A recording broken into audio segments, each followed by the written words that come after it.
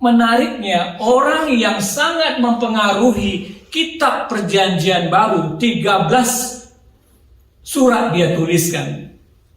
Tapi kita lihat perjalanan hidupnya, bagaimana dia ditolong oleh Ananias, Barnabas. Dan bagaimana dia mencoba untuk memberitakan semuanya ini kepada yang lain, tetapi selalu ada tantangan dan rintangan. Saudara, kalau kita melihat kehidupan Paulus, dari awalnya ada tim yang Tuhan sediakan. Ada orang-orang lain sekitar dia yang Tuhan sediakan untuk menolong dia, untuk mengangkat dia, saudara.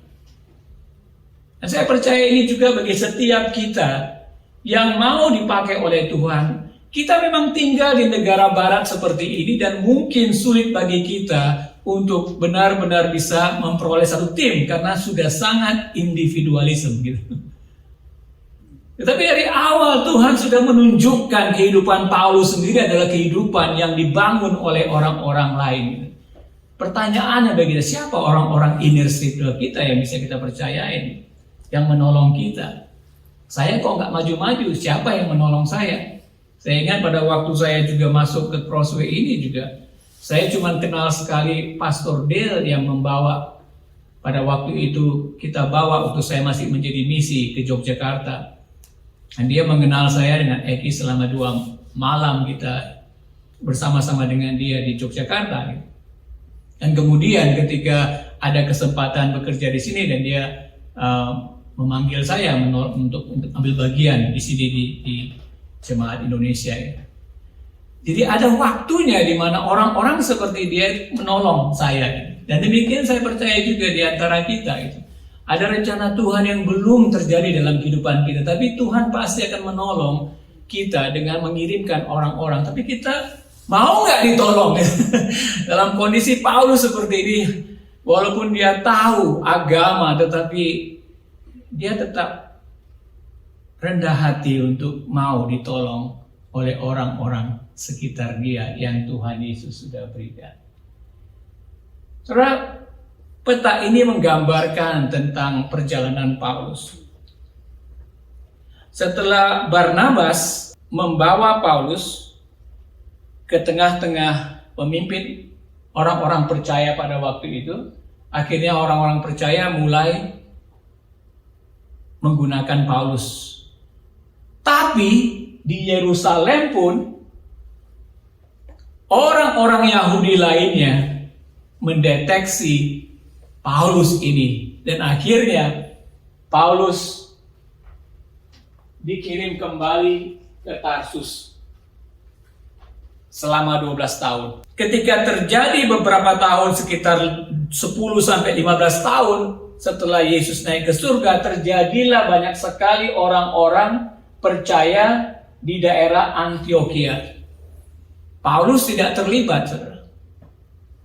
Paulus masih di Tarsus, kembali ke rumahnya. Tapi Tuhan menggerakkan banyak orang-orang percaya untuk memulai satu kegerakan dan berpusat di Antioquia pada waktu itu. Jadi dari Yerusalem mereka dianiaya, akhirnya orang-orang percaya pindah kemana-mana, dan salah satu kota yakni Antioquia dipenuhi banyak dengan orang-orang yang percaya. Di banyak orang-orang percaya mulai datang ke Antioquia. Nah, termasuk Barnabas datang ke sana karena Barnabas ingin melihat apa yang Tuhan sedang lakukan di Antioquia. Apa yang Tuhan sedang lakukan ya. Dan ternyata ketika Barnabas tiba di Antioquia, dia melihat ini banyak sekali orang-orang yang percaya dan butuh pengajar. Akhirnya apa, saudara? Barnabas ingat akan Saulus. Ketika Barnabas ada di Antioquia, dia pun pergi ke Tarsus untuk apa? Untuk mencari di mana Paulus itu. Karena ada banyak pekerjaan. Akhirnya Paulus pun ditarik kembali ke Antioquia setelah 12 tahun dia di Tarsus. Dan mulailah di situ Tuhan berbicara kepada mereka. Nah, saudara, kita mau melihat dari sisi Paulus di mana awal perjalanan hidupnya dia juga sudah ada tim. Dia bukan sendirian untuk tiba-tiba tahu panggilan Tuhan, tetapi ada orang-orang sekitarnya yang dia mau dengar, dan akhirnya dia masuk di dalam perjalanan untuk melakukan pekerjaan-pekerjaan Tuhan. Kita akan kembali ke peta ini, saudara. Kita akan kembali nanti. Tapi kita akan baca dari Kisah Rasul 13 ayat 1 sampai 12. Tetapi kita coba baca 3 ayat, dan kemudian kita coba belajar apa yang Tuhan katakan lewat firman ini. Pada waktu itu dalam jemaat di Antioquia ada beberapa nabi dan pengajar, yaitu Barnabas dan Simeon yang disebut Niger, dan Lukius orang Kirene, dan Menahem yang diasuh bersama dengan raja wilayah Herodes dan Saulus. Pada suatu hari ketika mereka beribadah kepada Tuhan dan berpuasa, berkatalah Roh Kudus, khususkanlah Barnabas dan Saulus bagiku untuk tugas yang telah kutentukan bagi mereka. Maka berpuasa dan berdoalah mereka, dan setelah meletakkan tangan ke atas kedua orang itu, mereka membiarkan keduanya pergi. Ada berapa orang yang disebutkan di sini?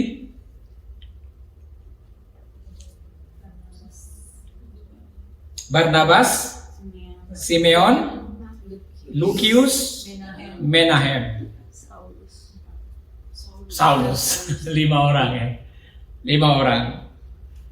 Beberapa nabi dan pengajar. Ini orang-orang yang dikatakan nabi dan pengajar.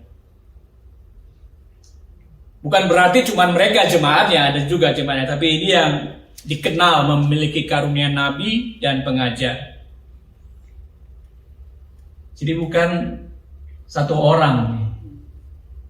Jadi ada satu tim di sana yang untuk melakukan apa yang Tuhan ingin terjadi. Pada suatu hari ketika mereka beribadah kepada Tuhan dan berpuasa. Dalam bahasa Inggrisnya when they are worshiping God. When they are worshiping God. Ketika dia atau mereka menyembah Tuhan. Apa yang kita pelajari dari sini? Ketika mereka beribadah kepada Tuhan dan berpuasa. Saudara, kita datang ke hari Minggu ini tentunya kita anggap sebagai kita beribadah kepada Tuhan. Setuju, saudara? Kita menyembah Tuhan ya. Kita beribadah kepada Tuhan, kita menyembah Tuhan. Dan apa yang terjadi, saudara? Kalau kita melihat dalam kisah ini, apa yang terjadi?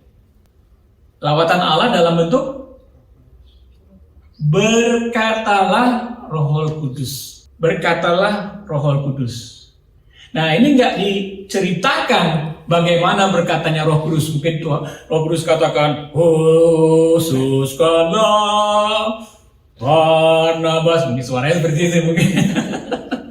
Pada takut semua ya. Kira-kira mereka ini mendengar perkataan Roh Kudus seperti apa? Lembut. Ada lagi? Yuk kita sama-sama belajar Alkitab dan tinggal di dalam firman Tuhan seperti ini apa? Mungkin ada orang yang bernubuat. Mungkin ada yang memiliki karunia nabi. Berkatalah Roh Kudus. Beberapa nabi yang ada disebutkan. Jadi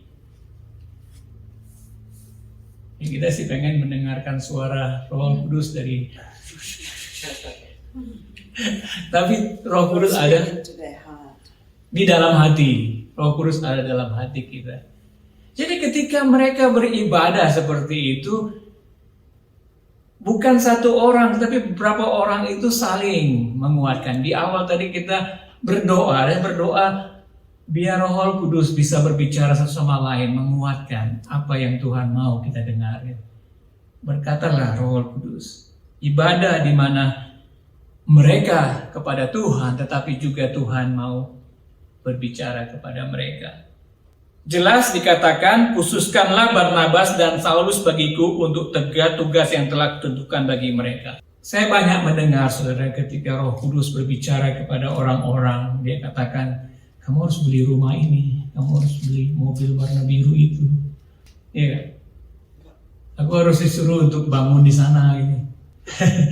Tapi kalau di sini kita melihat ya, bagaimana hati daripada Tuhan itu yang masuk kepada jemaatnya. Hati yang seperti apa?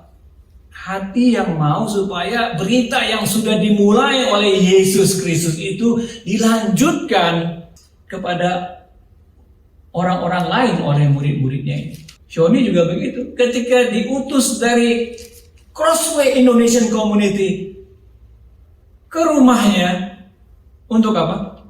Untuk tugas yang telah kutentukan bagi mereka. Tugas apa? Tugas, ada banyak tugas dari Tuhan. Ketika Yesus katakan di salib, sudah selesai, itu bagi Yesus. Tapi bagi kita belum selesai, masih ada orang-orang yang belum mendengarkannya. Nah, saya percaya ini adalah suara Yesus dilanjutkan oleh suara Roh Kudus. Dan kalau kita melihat suaranya seperti apa, bukannya Tuhan itu tidak mengasihi kita, itu sudah jelas. Dia sudah memberikan dirinya di kayu salib untuk kehidupan kita, untuk sukacita, untuk kedamaian kita, bukan? Tetapi Tuhan menunjukkan bahwa ada yang lebih lagi, yang misi yang belum selesai, yang aku sekarang berikan kepada saudara. Kisah Rasul 13:4-7, oleh karena disuruh Roh Kudus, Barnabas dan Saulus berangkat ke Seleukia, dan dari situ mereka berlayar ke Siprus. Tiba di Salamis, mereka memberitakan firman Allah di dalam rumah-rumah ibadat orang Yahudi. Dan Yohanes menyertai mereka sebagai pembantu mereka.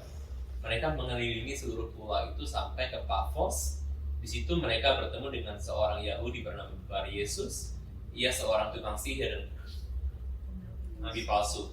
Ia adalah kawan gubernur pulau itu, Sergius Paulus, yang adalah orang cerdas.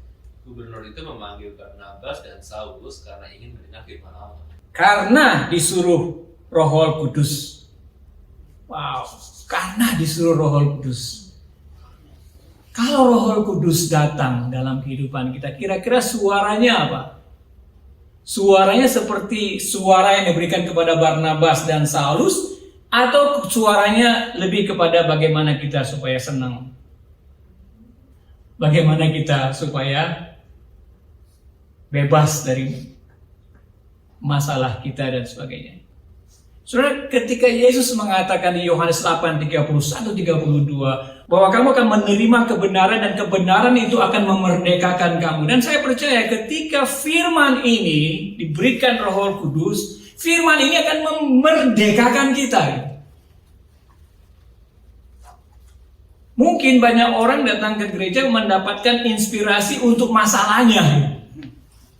Ya kan? Kita punya banyak masalah, dan kalau saya mendengar, oh iya saya persis dengan masalah saya gitu.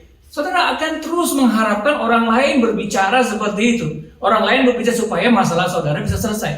Tapi saya percaya ketika Roh Kudus mengatakan untuk ambil bagian, memberitakan firman Allah seperti ini, saya percaya sebenarnya inilah yang akan memerdekakan kita juga. Tapi pertanyaannya Bu Mince, apakah Ibu Mince makin tua gini makin gak banyak masalah gitu? Ternyata masih begitu ya. Jadi masalah itu akan selalu ada gitu. Dan orang mencari-cari solusi dari firman Tuhan untuk masalahnya. Tapi sebenarnya yang memerdekakan adalah ketika kita mendengarkan firman Tuhan. Dan firman Tuhan itu seperti apa yang Roh Kudus katakan. Untuk mereka pergi. Nah, dan saya percaya ada banyak hal yang kita akan bergumul, saudara. Untuk melihat, ini kan berat sekali. Saya bukan orang yang suka berbicara kepada orang lain. Saya bukan orang yang punya pengetahuan tentang firman dan sebagainya gitu. Tapi saya percaya saudara bahwa inilah yang dapat memerdekakan kita, karena masalah kita akan selalu ada. Tetapi yang memerdekakan itu ketika berkatalah Roh Kudus untuk apa? Untuk pekerjaan yang masih belum selesai, yang Tuhan Yesus tinggalkan bagi kita. Nah saudara, di sini kita melihat bagaimana Barnabas dan bagaimana Saulus, mereka itu sangat-sangat dekat. Teamwork. Dan satu lagi siapa di sini? John Mark atau Markus. Ya. Yohanes, ini Yohanes Markus, bukan Yohanes murid Yesus itu ya. Ini namanya Markus yang menulis kitab Markus, disebut sebagai Yohanes juga, yang menyertai mereka sebagai pembantu mereka. Saudara tahu nggak Barnabas itu asalnya dari mana? Firman Tuhan katakan Barnabas ini asalnya dari Siprus. Jadi ketika Roh Kudus meminta mereka pergi, mereka berangkat ke Seleukia, dari situ mereka berlayar ke Siprus. Tidak susah-susah, saudara. Mereka dilatih dulu untuk menjangkau orang-orang yang dikenal oleh Barnabas, karena dia asli dari Siprus. Ketika Roh Kudus berkata kepada kita untuk pergilah, dia nggak minta-minta kita langsung pergi ke New Zealand. Ada ibu kiri di New Zealand. Tapi kita nggak punya relasi di New Zealand. Kita punya relasi kebanyakan di orang-orang Indonesia sekitar kita gitu. Jadi ketika Roh Kudus mengajak Barnabas dan Saulus, dia tidak memberikan sesuatu yang berat-berat, melainkan lihatlah relasi kamu seperti apa gitu. Dan akhirnya mereka datang ke Siprus. Karena Barnabas orang Siprus, mereka bisa keliling. Dan akhirnya dia bertemu dengan yang namanya Bar Yesus ini. Dia seorang tukang sihir, nabi palsu, orang Yahudi. Ini kadang-kadang kalau kita bertemu dengan orang gila berasal dari Indonesia, nggak apa-apa, saudara. Mungkin ya ketika kita mencari-cari orang-orang yang masalah berat, drug dan sebagainya, kita bisa melihat dalam kasus ini ternyata Bar Yesus ini nabi palsu, tukang sihir, dia punya relasi dengan gubernur, pemimpin pulau itu. Dan akhirnya berita itu sampai kepada gubernur itu yang memang rindu untuk mendengarkan firman Allah. Jadi kalau kita melihat cara Tuhan bekerja ini, saudara, dia menggunakan teamwork. Kita jangan melihat bahwa segala sesuatu itu bergantung kepada kita, tapi dia sudah mempersiapkan orang-orang lain di sekitar kita. Kuncinya adalah kesetiaan kita ketika kita mendengar suara Roh Kudus. Di ayat selanjutnya, tetapi Elimas, demikianlah namanya dalam bahasa Yunani, tukang sihir itu, menghalang-halangi mereka dan berusaha membelokkan gubernur itu dari imannya. Tetapi Saulus, juga disebut Paulus, yang penuh dengan Roh Kudus, menatap dia dan berkata, "Hai anak iblis, engkau penuh dengan rupa-rupa tipu, muslihat dan kejahatan. Engkau musuh segala kebenaran. Tidakkah engkau akan berhenti membelokkan jalan Tuhan yang lurus itu? Sekarang lihatlah, tangan Tuhan datang menimpa engkau, dan engkau menjadi buta. Beberapa hari lamanya engkau tidak dapat melihat matahari." Dan seketika itu juga orang itu merasa diliputi kabut dan gelap, dan sambil meraba-raba ia harus mencari orang untuk menuntun dia. Melihat apa yang telah terjadi itu, percayalah gubernur itu, ia takjub oleh ajaran Tuhan. ya, ia takjub oleh ajaran Tuhan karena ada demonstrasi kuasa Tuhan yang menyertai Barnabas dan Paulus. Saudara, kalau kita bergantung kepada diri kita sendiri, kita akan menghadapi banyak yang namanya chicken line gitu. Pastor dia mempopulerkan yang namanya chicken line gitu. Tetapi kalau kita melihat cerita-cerita semacam ini, saudara, Roh Kudus senantiasa mau menyertai kita. Karena betapa besar kasih Allah itu akan orang-orang yang belum percaya, saudara.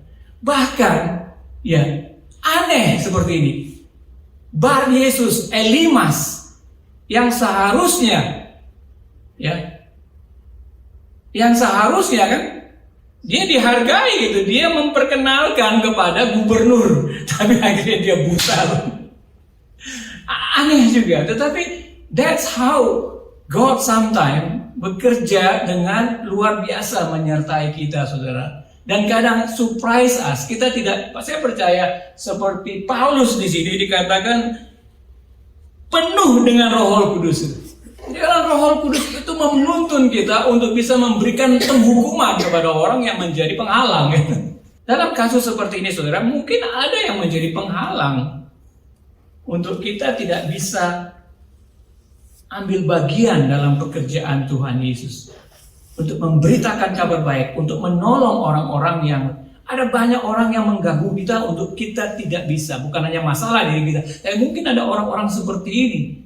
Tapi sekali lagi Paulus di sini menunjukkan bagaimana dia mengandalkan Roh Kudus, penuh dengan Roh Kudus, dan dia memberikan hukuman kepada orang-orang yang menghalangi, saudara. Jadi secara singkat, saudara, kita ini dipanggil juga untuk melakukan hal-hal yang sama. Tetapi puji Tuhan, kita tidak perlu melakukannya sendiri. Ada orang-orang yang Tuhan sediakan. Dan khususnya di tempat ini, saudara, kalau saudara lihat memang beberapa orang di tempat ini ya. Tapi harapan kita, saudara, orang-orang yang hadir di tempat ini adalah orang-orang yang mau. Ketika suara Roh Kudus kita dengar, kita mau lakukan. Kita mau taati. Dan orang-orang seperti itulah, saudara, yang akan mengalami kuasa-kuasa Tuhan seperti yang ditunjukkan dalam apa yang kita baca ini. Kalau kita hanya menjadi orang percaya biasa-biasa saja, 10 tahun lagi kita juga akan seperti ini. Tapi kalau kita mau menangkap, oh Tuhan, ternyata Engkau memanggil kita semua, karena masih banyak orang-orang yang masih hidupnya tidak punya pengharapan dan sebagainya. Kita aja yang mungkin belum cari-cari orang seperti itu ya. Kalau kita memang fokus kepada diri kita sendiri, saya percaya yang kita lihat adalah diri kita gitu. Tapi kalau kita lihat ke orang lain, keluar sana, sama seperti suara Roh Kudus yang mau didengar oleh Barnabas dan Saulus ini, saudara, kita akan melihat banyak sekali ladang yang sudah menguning. Seperti Barnabas dan Paulus, dia berkeliling Siprus, menggunakan segala kesempatan untuk dia mencari orang-orang. Dan bertemulah dia dengan seorang yang gak disangka-sangka. Tetapi Bar Yesus, Elimas ini akhirnya menunjukkan relasi kepada orang yang lebih berpengaruh lagi. Saudara, kalau kita melihat cerita ini, kita melihat bahwa pertama-tama penyertaan Roh Kudus itu yang akan membuka banyak jalan bagi kita, saudara. Mungkin saat ini kita merasa bahwa kita, bagaimana ya? Crossway sedang membicarakan tentang Paulus, tetapi mungkin saja pengetahuan saja. Bagaimana apakah saya mau terlibat? Saya nggak bisa dan sebagainya, saudara. Saudara, ada orang-orang yang Tuhan sediakan, khususnya di tempat ini, untuk kita bisa melakukan ini. Tidak ada yang mustahil. Ini panggilan Tuhan, saudara, bagi kita. Ini panggilan Tuhan bagi kita, saudara. Karena dalam teritorial kita punya wilayah masing-masing. Kita coba lihat, yang kita kenal siapa orang-orang di sekitar kita dan bagaimana kondisi mereka. Apa relasi kita dengan mereka? Apakah mereka orang-orang yang sudah bergereja, orang-orang Indonesia yang belum? Kita perlu untuk melihat itu kembali dengan sengaja. Kalau kita belum berani berbicara, kita mulai dengan doa, saudara. Adakah teman-teman pendukung-pendukung atau tim yang saudara lihat di teritori tersebut? Adakah wilayah-wilayah, adakah satu tempat ya, Joni dengan Ibu Meti di satu wilayah, ada nggak orang-orang Indonesia di sekitar itu? Saya udah memulai dengan Ibu Mince sebulan sekali ya, ketemu makan siang, namanya dia masakannya enak. Kemarin makan pandan, Indonesian pancake. Ya udah mulai di daerah sana gitu. Nanti kita lihat aja orang-orang daerah situ ada nggak orang-orang Indonesia juga. Jadi yuk kita fokus untuk hal-hal demikian. Nah, kalau misalnya saudara belum memiliki tim untuk hal itu, ayo kita bentuk timnya untuk seperti ini. Kita tidak mengerjakannya sendiri, tetapi ini exciting, saudara. 5 tahun, 10 tahun, kalau kita terus melakukan ini, saya percaya, saudara, kita akan terus bertumbuh. Nggak mungkin kita bertumbuh kalau kita nggak melakukan kehendak Tuhan. Nggak mungkin. Tapi kalau kita masuk dalam timnya Yesus seperti ini, saudara, akan bergairah. Karena apa? Ladang itu besar. Banyak sekali orang yang belum percaya. Buktinya apa? Di tempat kita ini. Karena mereka di luar sana. Nggak datang kemari. Ya kan? Saudara, adakah teman-teman pendukung atau tim saudara di teroris? Ada saudara yang bisa membuat tim, lakukan itu. Kita sediakan untuk mensupport saudara. Dan berdoa, tanyakan apa yang Tuhan ingin saudara lakukan di wilayah itu. Saudara.